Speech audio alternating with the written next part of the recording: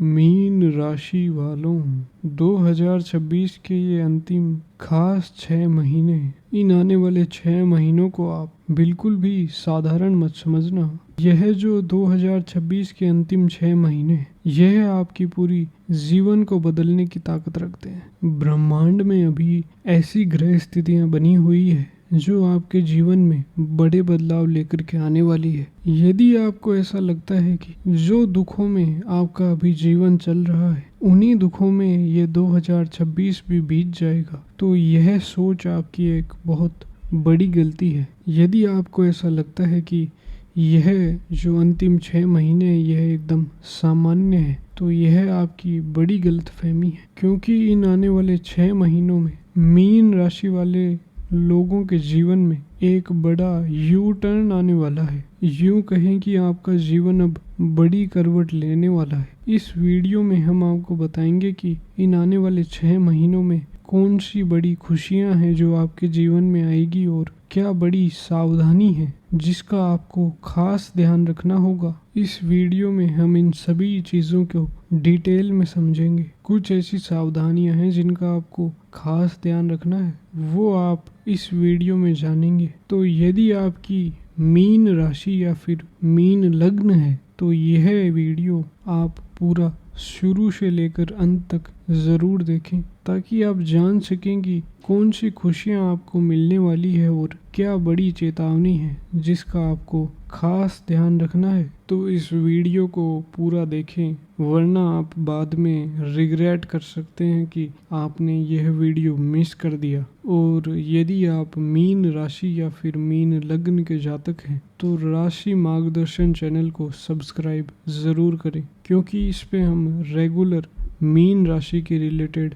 Content या फिर videos लेकर के आते रहते हैं। और इसके साथ ही अपनी पॉजिटिव एनर्जीज जय शनिदेव या फिर हर हर महादेव लिखकर कमेंट में शेयर करना ना भूलें, ताकि और लोग भी आपकी पॉजिटिव एनर्जीज को क्लेम कर पाए। तो मीन राशि के जातकों, ज्योतिष शास्त्र की लगातार पढ़ाई और चार्ट रीडिंग के अनुभव के आधार पर मैं यह साफ साफ देख पा रहा हूँ कि मीन राशि वालों के लिए 2026 के ये आखिरी 6 महीने एक कर्म ऑडिट के जैसे हैं। जब शनि आपके लग्न में वक्री अवस्था में आएंगे और राहु मंगल के नक्षत्र धनिष्ठा में एंट्री करेंगे, तो ग्रहों के इस बदलाव का सीधा असर आपके करियर, आपके बैंक बैलेंस, आपकी लव लाइफ और आपकी सेहत पर पड़ेगा। हम इन सभी पहलुओं का महीने दर महीने एक सही और विस्तार से विश्लेषण करेंगे। साथ ही उन वैदिक उपायों की भी हम बात करेंगे जिन्हें अपनाकर आप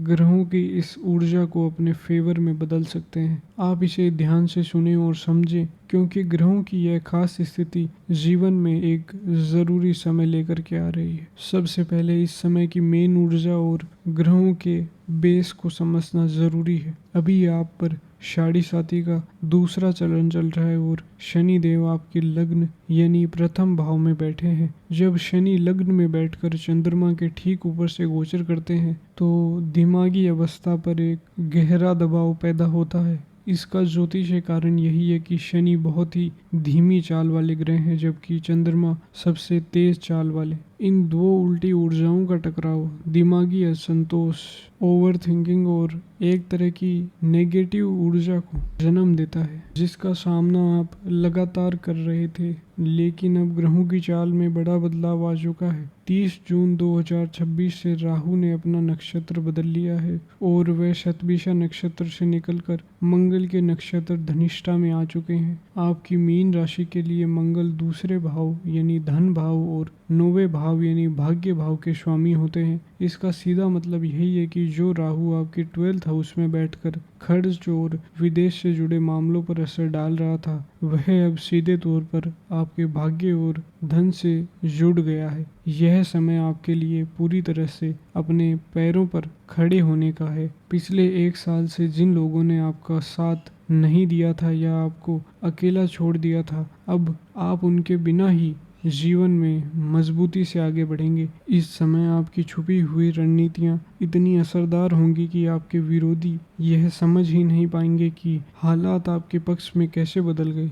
जिन लोगों ने आपके साथ गलत किया है उन्हें समय के साथ अपने कर्मों का एहसास होगा, लेकिन आपको सलाह दी जाती है कि इस गोचर का पूरा फायदा उठाने के लिए अपनी प्लानिंग को पूरी तरह से छुपकर और सुरक्षित रखें। अब यदि हम देखें कि मीन राशि के जातकों के लिए आने वाले 6 महीनों के अंदर करियर और बिजनेस के रिलेटेड क्या प्रेडिक्शंस हैं, क्या आपको आगे देखने को मिल सकता है, तो देखिए करियर और बिजनेस के नज़रिए से देखें तो ग्रहों का गोचर एक बहुत ही ज़रूरी स्थिति बना रहा है। 27 जुलाई 2026 को शनि आपके लग्न में वक्री अवस्था में आएंगे। ज्योतिष शास्त्र के अनुसार जब शनि लग्न में वक्री होता है तो उनकी दृष्टि और असर एक घर पीछे यानी कुंभ राशि वालों के लिए 12th हाउस पर पड़ेगा, जहां पहले से ही राहु बैठे हैं। यथा राहु तथा शनि के नियम के अनुसार इन दोनों ग्रहों की युति एक तेज और ताकतवर असर पैदा करेगी। शनि जहां लगातार और कड़ी मेहनत को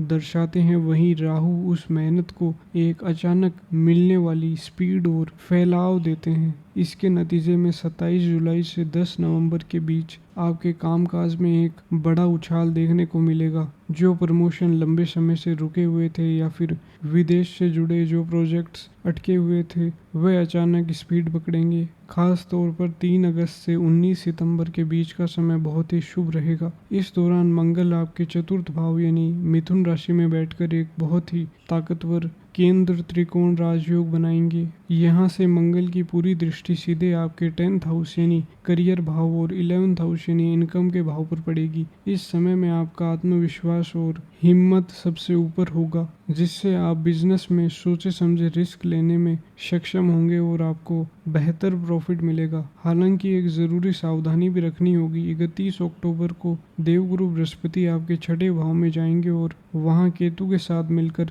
नवंबर के महीने में गुरु चंडाल योग बनाएंगे। इस पूरे महीने में आपको ऑफिस की राजनीति से खुद को दूर रखना है, बड़े अधिकारियों के साथ किसी भी तरह के झगड़े से बचना है और पूरे ध्यान के साथ अपना काम करना है। इस नेगेटिव योग के असर को शांत करने के लिए रोज सुबह भगवान श्री गणेश जी की पूजा करें और ओम गण गणपति नमः मंत्र का जाप रोज करें। अब यदि मीन राशि के जातकों के लिए इन 6 महीनों में पैसों की स्थिति पर यदि हम ध्यान दें तो देखिए पैसों की स्थिति और धन के नज़रिए से आगे आने वाले 6 महीने आपके लिए एक बहुत ही पॉजिटिव बदलाव लेकर के आ रहे हैं। इसका मेन कारण यही है कि आपके धनेश यानी मंगल एक लंबे समय तक शुभ स्थिति में गोचर कर रहे हैं। अगस्त से लेकर नवंबर तक मंगल की स्थिति ऐसी बनी हुई है कि आपके 11th हाउस यानी लाभ स्थान को लगातार अपनी दृष्टि दे रहे हैं। ज्योतिष में 11th हाउस इनकम और लाभ का होता है, जबकि 2nd हाउस आपकी बचत को दिखाता है। इस दौरान आपकी इनकम के रास्ते तो खुलेंगे ही, लेकिन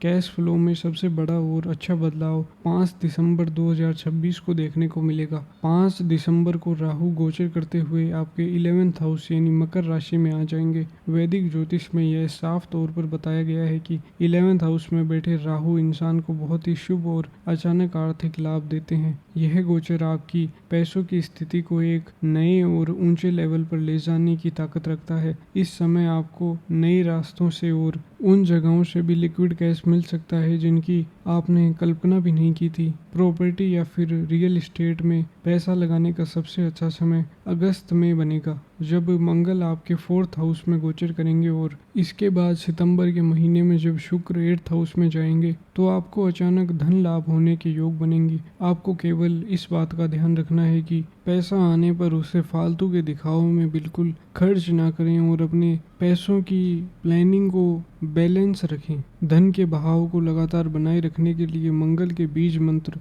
ओम क्राम क्रीम क्रोम से ब्रोमाय नमः का जाप रोजाना जरूर करें। अब यदि करियर और बिजनेस के बाद प्रेम संबंधों और शादीशुदा जीवन पर यदि हम चर्चा करें तो मीन राशि वालों, जो लोग अभी सिंगल हैं उनके लिए यह गोचर किसी अच्छे संयोग से कम नहीं है। देवगुरु बृहस्पति 31 अक्टूबर तक आपके 5th हाउस यानी प्रेम और रोमांस के भाव में अपनी उच्च राशि कर्क में बैठे रहेंगे। ग्रहों का ऐसा शुभ संयोग लगभग 12 सालों के बाद बनता है, क्योंकि उच्च के देवगुरु बृहस्पति आपके लग्न भाव को भी अपनी दृष्टि से मजबूत कर रहे रहे हैं, इसलिए इस बात की बहुत ज़्यादा संभावना है कि नवंबर से पहले आप एक सीरियस और लंबे समय तक चलने वाले रिश्ते में जुड़े जाएंगे, या फिर आपकी शादी के योग पूरी तरह से पक्के हो जाएंगे। हालांकि जो लोग पहले से शादीशुदा हैं उन्हें अपने शादीशुदा जीवन में खास सावधानी बरतनी होगी। 1 अगस्त से विवाह और रिश्तों के कारक ग्रह शुक्र आपके 7th हाउस में नीच अवस्था में गोचर करेंगे और फिर 14 नवंबर को वे दोबारा 7th हाउस में नीच स्थिति में आएंगे। यह वह समय होगा जब पार्टनर के साथ विचारों का ना मिलना, छोटी छोटी बातों पर बहस और आपसी समझ की कमी पैदा हो सकती है। इसका एक बड़ा कारण आपके लग्न पर शनि का असर भी है, जो स्वभाव में असंतोष और हर चीज़ में कमी निकालने की आदत को जन्म देता है। इसलिए यह बहुत ही ज़रूरी है कि आप अपना मानसिक संतुलन बनाए रखें और अपने पार्टनर के साथ प्यार और संयम से पेश आएं। उन कपल्स के लिए एक बहुत ही शुभ संकेत है जो परिवार बढ़ाने या फिर बच्चे की प्लानिंग कर रहे हैं, क्योंकि 5th हाउस यानी संतान के भाव में देवगुरु बृहस्पति अपनी उच्च स्थिति में विराजमान है। यदि आप लंबे समय से कोशिश कर रहे हैं तो इस साल के अंत तक सफलता मिलने के बहुत अच्छे योग बन रहे हैं। शादीशुदा जीवन में शांति और तालमेल बनाए रखने के लिए हर बृहस्पतिवार को विष्णु सहस्त्र नाम का पाठ जरूर करें।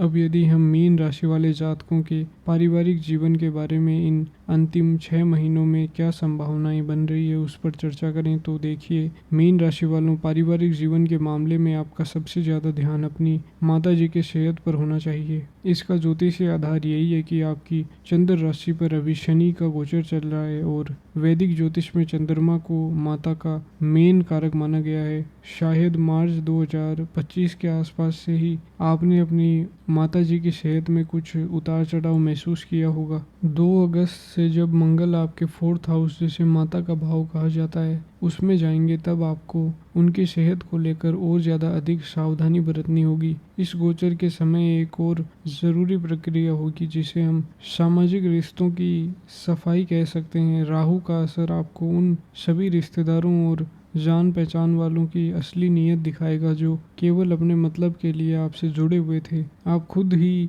ऐसे नेगेटिव और मतलबी लोगों से दूरी बना लेंगे, जिससे आपका दिमागी बोझ कम होगा। यदि खानदानी या फिर पारिवारिक प्रॉपर्टी को लेकर कोई पुराना झगड़ा चल रहा है तो 7 जुलाई से बनने वाले भद्र महापुरुष राजयोग, जो बुध के 4th हाउस में गोचर से बनेगा, हालात को आपके पक्ष में मोड़ने में मददगार साबित होगा। घर में पॉजिटिव ऊर्जा और शांति बनाए रखने के लिए यह पक्का उपाय ज़रूर करें कि आपके घर का ईशान कोण यानी नॉर्थ ईस्ट दिशा पूरी तरह से साफ और सही रखें और वहाँ कोई भी फालतू या फिर भारी सामान ना रखें। अब यदि हम एक सबसे ज़रूरी हिस्से पर यदि हम चर्चा करें कि मीन राशि वालों के लिए सेहत के नज़रिए से क्या प्रिडिक्शंस हैं इन आने वाले 6 महीनों के लिए, तो देखिए, मीन राशि वालों, सेहत के नज़रिए से यह समय नॉर्मल रहेगा, लेकिन ग्रहों की कुछ खास स्थितियों के दौरान आपको ज़्यादा सावधानी बरतने की ज़रूरत होगी। सबसे पहले आपके 6th हाउस यानी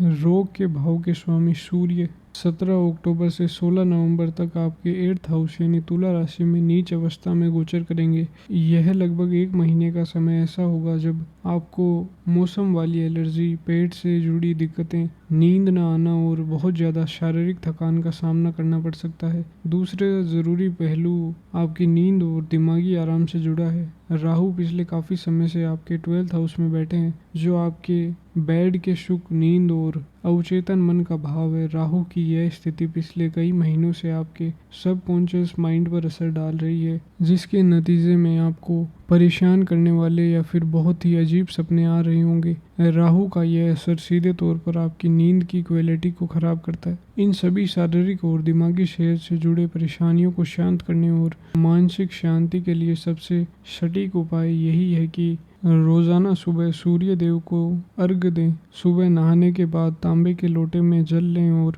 सूर्य देव को अर्घ अर्पित करें। तो ये तो था स्वास्थ्य के नज़रिए से प्रेडिक्शंस। अब देखिए, मीन राशि के जो लोग विद्यार्थियां या फिर पढ़ाई के क्षेत्र से जुड़े हैं, उनके लिए यह एकदम साफ सलाह है कि इस कीमती समय को फालतू के कामों में बिल्कुल खराब ना करें। ज्ञान और विद्या के मेन कारक देवगुरु बृहस्पति अभी आपकी शिक्षा और बुद्धि के 5th हाउस में अपनी उच्च अवस्था में गोचर कर रहे हैं। किसी भी विद्यार्थी के जीवन में ग्रहों का ऐसा शानदार और ज्ञान बढ़ाने वाला संयोग लगभग 10 साल में केवल एक ही बार बनता है। खास तौर पर 9 अगस्त 2026 के बाद का समय बहुत ही अच्छा रहेगा, जब गुरु अस्त अवस्था में से वापस उदित होंगे। इसके बाद 19 अगस्त को जब वह बुध के नक्षत्र अश्लेषा में जाएंगे, तब आपकी दिमागी क्षमता और चीज़ों को समझने की ताकत यानी ग्रेस्पिंग पावर अपने सबसे ऊपर के लेवल पर होगी। यदि आप किसी बड़ी प्रतियोगी परीक्षा की तैयारी कर रहे हैं, किसी बड़े कॉलेज में एडमिशन लेना चाहते हैं या फिर ऊंची पढ़ाई के लिए विदेश जाने की प्लानिंग कर रहे हैं, तो अपने लक्ष्यों पर अपना पूरा फोकस लगाने का यही सही समय है। पढ़ाई के दौरान अपने ध्यान को और अधिक पक्का करने के लिए आप एक पीला पुखराज पहन सकते हैं, लेकिन यह ज़रूरी है कि कोई भी रत्न पहनने से पहले अपनी जन्म कुंडली का किसी अच्छे ज्योतिष से बारीकी से चेक कराएं। तो मीन राशि वालों, ये था विद्यार्थियों के लिए प्रेडिक्शन। अब आगे बढ़ते हैं तो देखिए, ज्योतिष विश्लेषण में परिवार के सदस्यों की भूमिका बहुत ज़रूरी होती है। सबसे पहले हम बात करेंगे उन महिलाओं की जो हाउसवाइफ्स हैं और पूरे घर को चलाती हैं। आपके लिए आने वाले 6 महीने अपनी एक अलग पहचान और सम्मान बनाने का मौका लेकर के आ रहे हैं। अगस्त और नवंबर के महीने में जब शुक्र नीच अवस्था में गोचर करेंगे, तब घर के माहौल में खासकर महिलाओं के बीच या फिर पार्टनर के साथ छोटी मोटी विचारों की मतभेद पैदा हो सकती है। लगन में बैठे शनि के असर से आपको दिमागी रूप से ऐसा लग सकता है कि आपकी लगातार कोशिश और लगन को परिवार में सही तारीफ नहीं मिल रही है। लेकिन इस गोचर का एक बहुत ही पॉजिटिव साइड यही है कि 11th हाउस में ग्रहों के बदलाव के कारण आपकी जो अपनी या फिर छुपी हुई बचत है, उसमें पक्के तौर पर बढ़ोतरी होगी। यदि आप घर से ही अपना कोई कार्य, छोटा मोटा बिजनेस या किसी भी तरह का ऑनलाइन काम शुरू करने की सोच रहे हैं, तो 9 अगस्त के बाद का समय इसके शुरुआत के लिए सबसे बेहतरीन है, क्योंकि ग्रहों का जो सपोर्ट है वो सबसे ज़्यादा मिलेगा उस समय। इसी के साथ जो लोग रिटायर्ड हो चुके हैं, ग्रहों की यह चाल उनके लिए एक अलग ही रास्ता तैयार कर रही है। लगन में बैठे शनि आपको शारीरिक थकान और जोड़ों में कुछ दर्द दे सकते हैं, और 12th हाउस में स्थित राहु आपकी नींद के चक्र को खराब करने की कोशिश करेगा। इस उम्र और अवस्था में आपको बच्चों के भविष्य या फिर पैसों के मामले को लेकर किसी भी तरह की फालतू चिंता से खुद को दूर रखना चाहिए। 5th हाउस में बैठे उच्च के गुरु आपके लिए पूजा पाठ और भगवान के ध्यान का एक खुला रास्ता बने रहेंगे। यदि आपकी कोई पेंशन्स, पीएफ या फिर कोई पुराना फंसा हुआ पैसा अटका हुआ था, तो सितंबर के महीने में जब बुध का ताकतवर राजयोग बनेगा, तब वह पैसा अपने आप आपको मिल जाएगा। अपनी दिमागी शांति और मन की संतुष्टि के लिए अपना ध्यान धार्मिक किताबों को पढ़ने में लगाएं और शारीरिक रूप से जितना हो सके एक्टिव बने रहें। यदि आप लंबे समय से विदेश यात्रा, पीआर या फिर किसी दूसरे शहर में शिफ्ट होने की कोशिश में थे, तो यह समय आपके लिए बहुत ही बढ़िया रहेगा। राहु जो अभी मंगल के नक्षत्र में गोचर कर रहे हैं, उनकी 12th हाउस यानी विदेश पर पूरी पकड़ बनी हुई है। खास तौर पर अगस्त के महीने में जब राहु धनिष्ठा नक्षत्र में पूरी तरह से अपनी स्थिति मजबूत कर लेंगे, और सितंबर में जब मंगल 5th हाउस में बैठकर अपनी पूरी दृष्टि 12th हाउस पर डालेंगे, तब आपके वीज़ा और विदेश यात्रा से जुड़े सभी रुकावटें अपने आप खत्म हो जाएंगी। इस समय के दौरान की गई सभी यात्राएं आपके भविष्य और करियर के लिए बहुत ही लकी और फायदेमंद साबित होगी। ज्योतिष सलाह में अक्सर लोग पैसों की स्थिति और करियर पर ज़्यादा ध्यान देते हैं, लेकिन दिमागी शांति की अहमियत को भूल जाते हैं। साढ़े साथी का सबसे गहरा और सीधा असर इंसान की दिमागी स्थिति पर पड़ता है। आपके लग्न में शनि और चंद्रमा का यह खास संबंध आपके अंदर एक गहरा और बिना वजह का असंतोष पैदा कर रहा है। यह एक ऐसी दिमागी स्थिति है जहां दुनिया भर की सुख सुविधाएं मिलने के बाद भी मन कुछ ही पलों में उससे दूर होने लगता है। इस पूरे गोचर के समय के दौरान मेरी आपको यही सलाह है कि अपने अकेलेपन को अपनी कमजोरी बिल्कुल ना समझें। जब नवंबर के महीने में गुरु चंडाल योग बनेगा, तब दिमागी रूप से आपको ऐसा लग सकता है कि सारी चीजें आपके खिलाफ जा रही हैं, लेकिन असलियत में यह गोचर की ऊर्जा आपको अंदर से बहुत ज़्यादा मजबूत और समझदार बना रही है। औरों को फूल दिया जिसने, उनके भी हाथ महकते हैं। इस अच्छी सोच को हमेशा याद रखें और अपने द्वारा किए गए अच्छे कामों की ताकत पर पूरा विश्वास बनाए रखें। अपनी मानसिक शांति यानी मेंटल पीस को बनाए रखने के लिए अपने घर के नॉर्थ ईस्ट कॉर्नर, जिसे हम ईशान कोण कहते हैं, वहाँ एक येलो सिट्रिन क्रिस्टन ट्री जरूर लगाएं। यह आसान सा उपाय आपके घर में गुरु तत्व को जगाएगा और आपको लगातार पॉजिटिविटी देगा। अब हम इस पूरे समय के सबसे ज़रूरी हिस्से की बात की ओर आगे बढ़ते हैं, जहां हम हर महीने के सटीक गोचर और उनके खास तारीखों का लाइन से विश्लेषण करेंगे। इन तारीखों का बहुत बारीकी से ध्यान रखें। जुलाई का महीना आपके लिए मिले जुले नतीजे लेकर के आएगा। 15 जुलाई को देवगुरु बृहस्पति अस्त अवस्था में चले जाएंगे, जिसकी वजह से आपके कामों की स्पीड थोड़ी धीमी पड़ सकती है। इस दौरान घमंड में आकर अपनी जॉब या फिर काम छोड़ने का फैसला बिल्कुल ना लें। अगस्त का महीना पूरी तरह से बुद्धि, रणनीति और प्लानिंग का रहेगा। 9 अगस्त को गुरु दोबारा उदय होंगे और 17 अगस्त को सूर्य आपके 6th हाउस में गोचर करेंगे। यह वह खास समय होगा जब आप अपने कॉम्पिटिटर्स पर पूरी जीत प्राप्त करेंगे और यदि कोई कानूनी मामला चल रहा है तो उसमें भी सफलता पक्की होगी। सितंबर का महीना खुद को सुधारने और सेल्फ करेक्शन का है। 7 से 26 जुलाई के बीच बुध के गोचर से भद्र महापुरुष राजयोग बनेगा। बिजनेस पार्टनरशिप शुरू करने, नए कॉन्ट्रैक्ट्स पर साइन करने और अपना रुका हुआ पैसा वापस पाने के लिए यह समय बहुत ही शुभ और फलदायी साबित होगा। अक्टूबर का महीना कर्म और खुद को गहराई से समझने की मांग करता है। 17 अक्टूबर से सूर्य नीच अवस्था में रहेंगे, इसलिए इस समय में अपनी सेहत का खास ध्यान रखें और किसी भी बड़े इन्वेस्टमेंट को कुछ समय के लिए टाल दें। जीवन में कोई भी गलत या फिर शॉर्टकट रास्ता अपनाने से बचें, क्योंकि 9 अक्टूबर को शनि अपने ही नक्षत्र उत्तर भाद्रपद नक्षत्र में आ रहे हैं, जहां वे बहुत ही शक्ति से आपके कर्मों का हिसाब निकालेंगे। नवंबर का महीना दिमागी रूप से थोड़ा तनाव से भरा हो सकता है। गुरु और केतु के मिलने से चंडाल योग बनेगा और जिससे ऑफिस में बैकलोड अचानक बढ़ जाएगा। बड़े अधिकारियों के साथ विचारों में मतभेद होने की संभावना रहेगी, इसलिए यह समय चुप रहकर और पूरी ईमानदारी के साथ अपना काम करने का है। दिसंबर में गोचर एक बड़ा पॉजिटिव मोड लेकर के आएगा। 5 दिसंबर को राहु आपके 11th हाउस में जाएंगे और 10 दिसंबर को शनि दोबारा मार्गी अवस्था में आ जाएंगे। इसके बाद 16 दिसंबर को सूर्य 10th हाउस में आकर एक बहुत ही शुभ राजयोग बनाएंगे। साल के यह आखिरी 15 दिन आपको वे सभी रिजल्ट्स और सफलताएं देंगे जिनका इंतज़ार आप पिछले 1.5 साल से कर रहे थे। आपके जीवन का सबसे बड़ा फाइनेंशियल और करियर सरप्राइज इसी समय में देखने को मिलेगा। इस पूरे 6 महीने के गोचर काल के दौरान आपका सबसे शुभ रंग पीला और केसरिया रहेगा। किसी भी ज़रूरी काम या फिर खास मौक़ों पर जाते समय इन रंगों का इस्तेमाल ज़्यादा से ज़्यादा करें। नंबरों के आधार पर आपका लकी नंबर 3 रहेगा। इसके अलावा किसी भी नए और शुभ काम की शुरुआत करते समय अपना मुंह ईशान कोण यानी नॉर्थ ईस्ट दिशा की ओर रखना आपके लिए बहुत ही लकी साबित होगा, क्योंकि ज्योतिष शास्त्र में यह देवगुरु बृहस्पति की पवित्र दिशा मानी जाती है। 7.5 और ग्रह के इन मुश्किल गोचर के नेगेटिव असर को बैलेंस करने के लिए आपको किसी भी तरह के बहुत ज़्यादा खर्चीले उपायों की ज़रूरत नहीं है। हमारे वैदिक ज्योतिष में कुछ बहुत ही